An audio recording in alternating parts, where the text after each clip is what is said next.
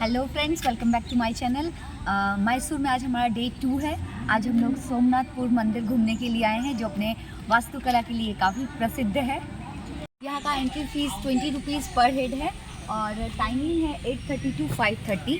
हम लोग 8 बजे से आ गए नाश्ता वगैरह करके, फिर 5 मिनट पहले जाने की सोचे तो भी सबने कहा नहीं, 8:30 से ही एंट्री है, तो हम लोग वेट कर रहे हैं। 5 मिनट्स है हमारे अंदर जाने में। यहाँ टिकट के लिए आप हमेशा ऑनलाइन ही पेमेंट करेंगे। यहाँ कैश बहुत कम ही यूज़ हो रहा है। ज़्यादातर कर्नाटका में मैंने देखा कि सभी ऑनलाइन पेमेंट ही चल रहा है टिकट के लिए भी। जितना बड़ा मंदिर है उतना ही बड़ा गार्डन भी है। सोमनाथ ने ब्राह्मणों को भूमि दी थी और उसमें मंदिर बनाने और रख रखाव के लिए रिसोर्स भी अवेलेबल करवाए। गार्डन में चिड़ियों की आवाज़ भी आ रही है। हम लोग फर्स्ट विजिटर हैं, अभी तक कोई भी नहीं आया है। इस टेंपल के अंदर सिर्फ हम लोग ही हैं। ये भारत की पुरातात्विक धरोहर है।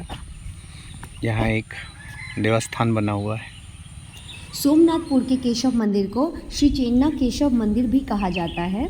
मैसूर से 38 किलोमीटर दूर यह सोमनाथ में कावेरी नदी के तट पर स्थित एक वैष्णव मंदिर है। मेन मंदिर में पहुंचने वाले हैं। ये मंदिर का गेट है और ये इसका बनावट देखिए, आर्किटेक्चरल स्टाइल जिसको बोलते हैं। ये भारतीय जो साउथ इंडिया के जितने भी मंदिर हैं भारत के, उसका ये वास्तुकला जो पहले से है उसका बेहतरीन आपको उदाहरण यहाँ देखने को मिल रहा है। ये कलाकारी देखिए, किस तरह से इतने बड़े बड़े पत्थरों को काटा गया होगा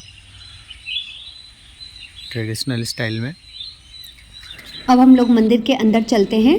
मंदिर को 1258 ईस्वी में होयसाल राजा नरसिंह तृतीय के सेनापति सोमनाथ दंडनायक द्वारा प्रतिष्ठित किया गया था।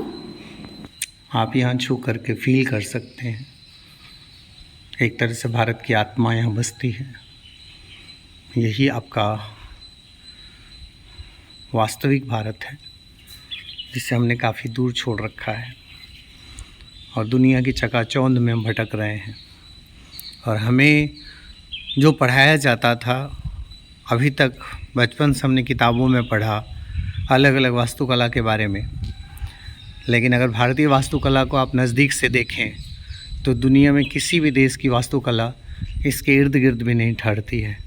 हम दुनिया को हमेशा महानतम पढ़ाते रहे अपने बच्चों को, कभी भी उन्हें सही मायनों में अपनी जानकारी नहीं दी। यह मंदिर होयसल वास्तुकला का एक अच्छा उदाहरण है। मंदिर के अंदर 3 गर्भगृह हैं। पश्चिमी गर्भगृह में केशव की मूर्ति, उत्तरी गर्भगृह जनार्दन के लिए और दक्षिणी गर्भगृह वेणुगोपाल के लिए है। सभी विष्णु के ही रूप हैं।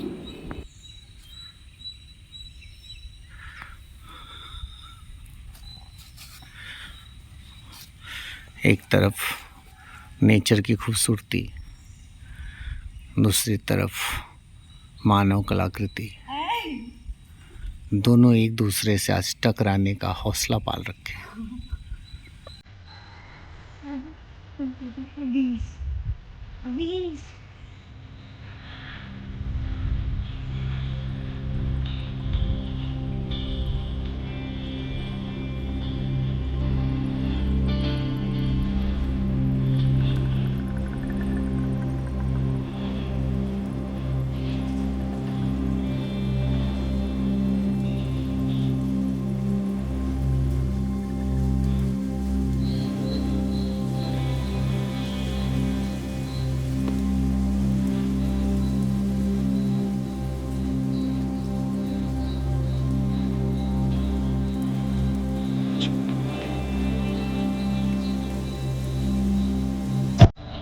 पारंपरिक स्टाइल, 2 द्वारपाल विष्णु भगवान के मंदिर के दोनों तरफ विराजमान।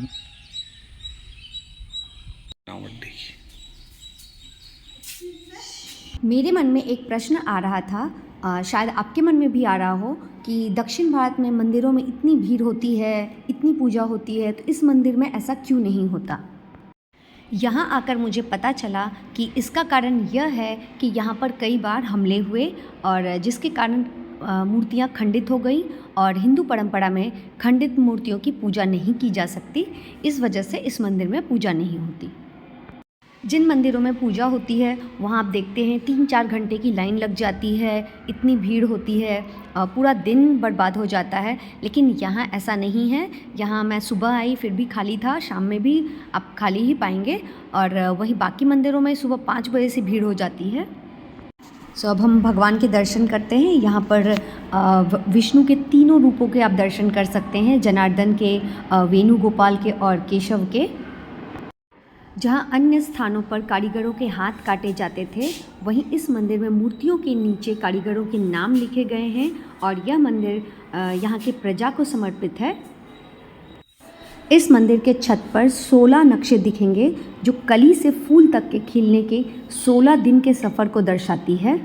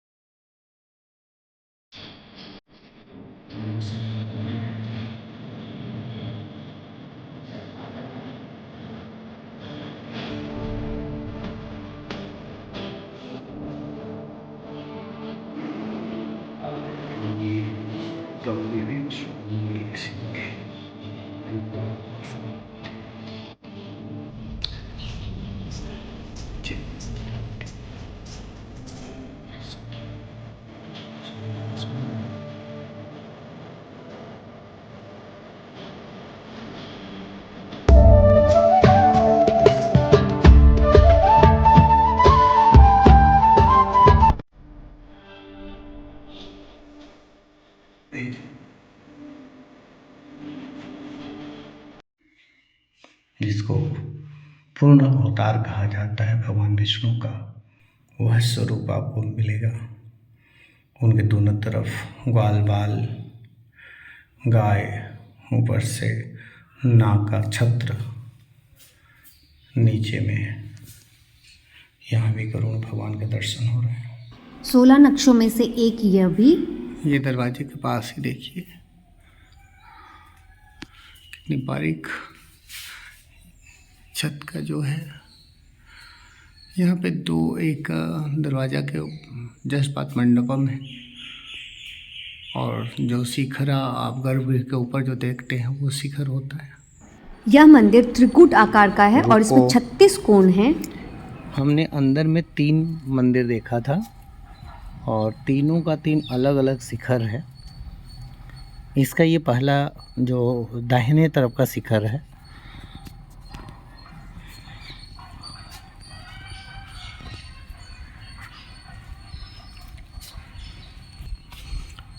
तो ये दाहिने तरफ का आपने शिखर देखा। ये मध्य का शिखर है जो प्रमुख मंदिर है।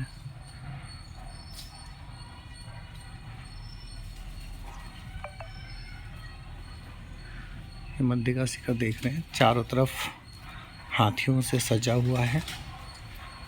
ये मंदिर का मंडपम देखिए, इसकी परिक्रमा पाथ है। कमल जैसा बन रहा है। ये कमल के आकार में है पूरी तरह से। जो मंदिर का बेस है, तो इस प्रकार ये आपने देखा कि ये मध्य और जो प्रमुख मंदिर शिखर है और ये बाएं का मंदिर शिखर है। यानी यह मंदिर ऐसा है जो रूपों के दर्शन कराता है भगवान विष्णु के, और 3 गर्भगृह है और तीनों का अपना अपना मंदिर शिखर है और मैं पहली बार ऐसा एक नया कंस्ट्रक्ट दिखा है और भगवान के अलग अलग रूपों का भी यहाँ वर्णन है, उसको हम थोड़ा और नज़दीक से आपको दिखाएंगे। दिखाते हैं, ये देखिए, एक एक कलाकृति को आप ध्यान से देख सकते हैं। ये आँखों में बसाने योग्य है। ये भगवान का रूप, ये माता का रूप। इस मंदिर के दीवारों पर जो मूर्ति कला को देखा जा सकता है, सभी कोई ना कोई कहानी और इतिहास बताते हैं। इन मूर्तियों को जिस पत्थर से बनाया गया है, उसको जब ज़मीन के अंदर से निकाला गया तो वो थोड़े नर्म होते हैं और धीरे धीरे और सख्त होते चले जाते हैं। चारों तरफ इस तरीके से मूर्तिकार ने बहुत बारीकी से काम किया है। ईश्वर और के अनेक रूपों का दर्शन है, चाहे वो शक्ति रूप हो या पुरुष रूप हो, देव रूप या देवी रूप, हर रूप को बहुत बढ़िया से ही मूर्तिकार ने अपनी कला के द्वारा प्रदर्शित किया है।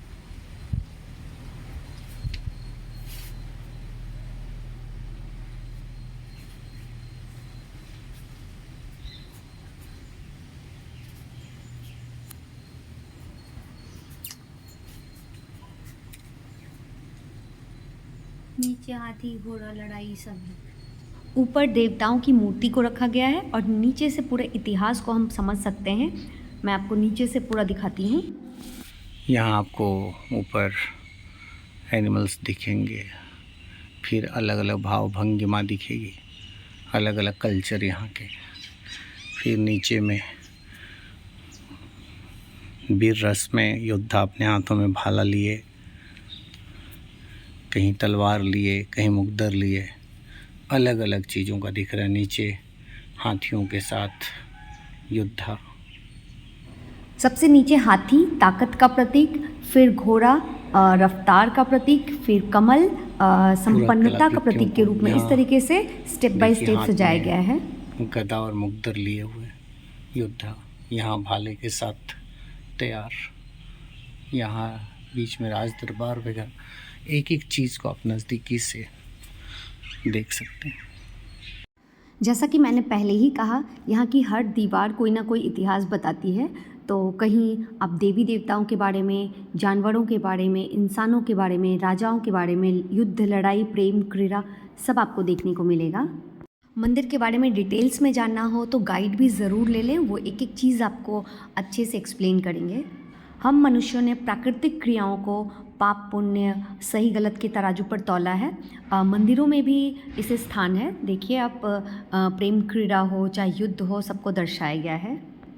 खजुराहो का मंदिर हो या उड़ीसा का सूर्य मंदिर हो, सभी में आप इस तरीके के दृश्य देख सकते हैं। जहाँ प्रेम होता है वहीं ईश्वर का वास होता है। उद्धव गोपी संवाद में भी ज्ञान पर प्रेम की विजय को दिखाया गया है। सोमनाथ के नाम पर ही इस मंदिर का भी नाम सोमनाथपुरा पड़ा और जगह का भी नाम पड़ा। और ये ब्लॉग आपको ज़रूरी पसंद आया होगा। कमेंट करके मुझे ज़रूर बताएं कि कैसा लगा। ये मंदिर तो सच में अद्भुत है और बाकी कर्नाटका के ब्लॉग को भी आप एंजॉय कर रहे होंगे।